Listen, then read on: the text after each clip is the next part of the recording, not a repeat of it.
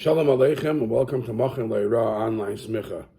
Continuing our teachings on the Inyani Beis Hamikdash, short, interesting facts about different kalim and different things that took place in the Beis Hamikdash. Today we'll speak about the Aron. The Rambam in Perek Dalet from Hilchos Beis Abchira speaks about the Aron, which is a tremendous chiddush. Any other keli or any other thing that that was in the Beis Hamikdash, there's dinim upon dinim, sizes, explanations, how it should be built, where it should be placed, long details. The whole conversation, perhaps about the holiest object, holiest keli that there was in the Beis Hamikdash, is one sif, and there is no details of the size, and it's just shik shak. And all the mefarshim are the Minchas Chinuch, and many other mefarshim are struggling to figure out why the Rambam suddenly has very little what to write about the Aron. And it goes into a big machlokes, what the Rambam held about the mitzvah of making the Aron, and especially that the fact is that the second Beis Hamikdash didn't even have an Aron. Some say even towards the end of the second Beis Hamikdash, but that's an issue that all the Mefarshim deal with, why the Rambam has so little to say about the Aron. Anyways, the Rambam in Perek Dalet Halacha Aleph writes like this: Even hoisa b'kodesh hakadoshim, there was a stone in the small area of Kodesh hakadoshim. There was a stone placed there, b'ma'aravai, in the west part of the Kodesh hakadoshim. Sha'aleh haya Aron munach. This Aron, the beautiful keli, the most holy keli, it was placed on top. The Aron, the box, was placed on top of a stone. A couple of details. The Rambam makes very little discussion about who, what, when the stone, what's the purpose of the stone, and where does the stone come from, and any size. Was it the same size as the Aron? Was it bigger than the Aron? Zero. There was a stone. Where was the stone placed? In the Ma'ariv, in the west part of the Kodesh HaKadoshim. This is a big machlekes. If it was in the west, there was actually three shittas, or in the middle, or meaning in the center, or towards the east. But the Rambam held it was in the west part of the Kodesh HaKadoshim. And on top of that was the Aron. What's the significance of this stone?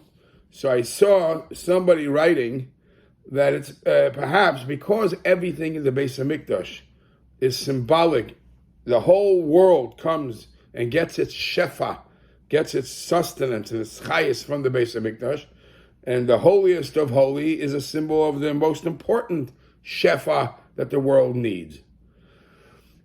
Whatever took place in the holiest of holy, of course, has a connection to how the Eibishter created the world, how somehow the mini world is in the Kodesh HaKadoshim. The Zohar in Chelik Beis, Amud Reish Chav Beis, says that when the Eibishter created the world, the big world, how was Ma'aseh Bereshis? How did it start? So the Zohar says the Eibishter threw a stone, a nice stone that was on top of, which was below the Kisei HaKavod. He threw it down, and it sunk into the Tahaim, and from there the world started being created, right and left. That's what the Zohar says.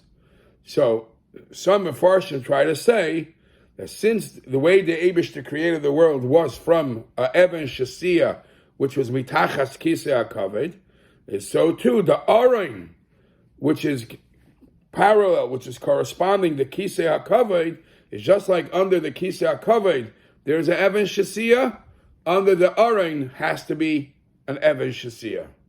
That's the connection between the two. Now, obviously, we all know the many miracles. We all know the many miracles that took place in the Beis Hamikdash. For example, even though the Torah tells us the size of the Aron, but yet Chazal tell us Mokem Aron Eina Min Amida. It was built to size, but if you counted the space that it took up, it didn't take up any space, the size of the room, which in Hasidic terms, that's Nimna Min HaNimnois. It is measured. There is a size, but it doesn't take up any size. In the Avodas Hashem, I saw Svarim saying, what does it mean? Mokim ha'aron eina min amida. The Aron symbolizes Torah, because in the Aron there was the luchos. It's eina min amida. Space and time, it doesn't affect it. In other words, wherever, whenever a person exists, a yid exists, Torah fits in there. Torah doesn't fit in only in certain places. Torah fits in everywhere. One of the ongoing miracles that took place in the Beis Hamikdash, and the other miracle, of course, we know is about the Kapyrus. The Kapyrus and the Kruvim on top of the Aron. The Kruvim had features of two birds, and which is a shaila itself. And the Torah itself says you're not allowed to make any leisasa lechafeso. Why was the Kruvim allowed to have features of faces? And the Gemara tells us that when the Yidden were behaving, the Yidden did Torah mitzvahs, did the will of Hashem, they were smiling, they faced each other. When Chas v'Shalom they didn't, they were facing against each other. So there's so many miracles happening on the Kapyrus, on the Kruvim, on the Aron. But then there's a basic question. The Rambam ends up saying that where is this Aron? So the Rambam says in the same sif, the same halacha, when Shlomo Melech built the Beis Hamikdash, and he knew that the Beis Hamikdash will be destroyed, he built a hiding place somewhere under the Kodesh HaKadoshim, so when time comes, it will disappear there. And the Rambam says, V'yishiyo HaMelech tziva v'gonzoi b'mokim shabana shleima. Yishiyo, the king Yishiyo, commanded that they should hide the Aron when the Golus was about to take place. Hide it in that hiding place, and there's where it is.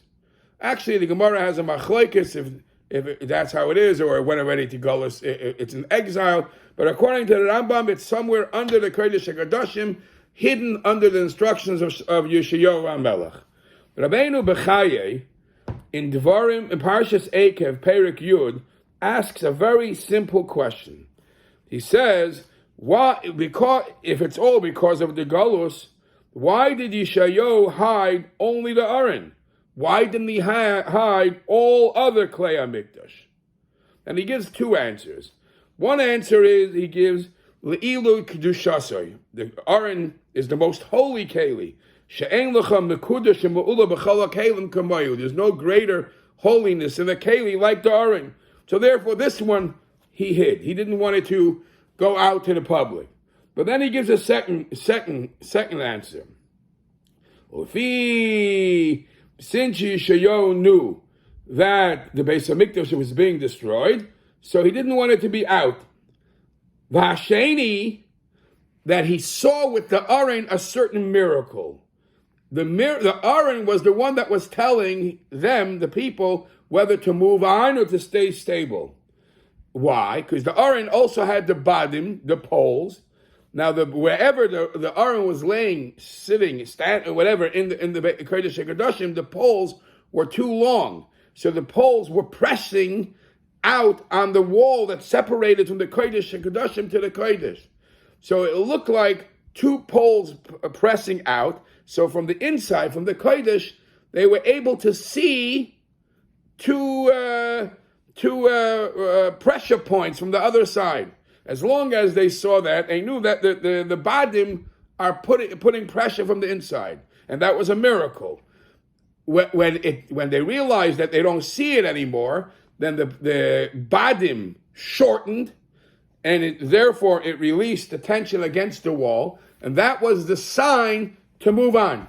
That was the sign that the Aron doesn't want to be there anymore. When Yeshayahu saw that, he knew it's time to move and time to hide the Aron.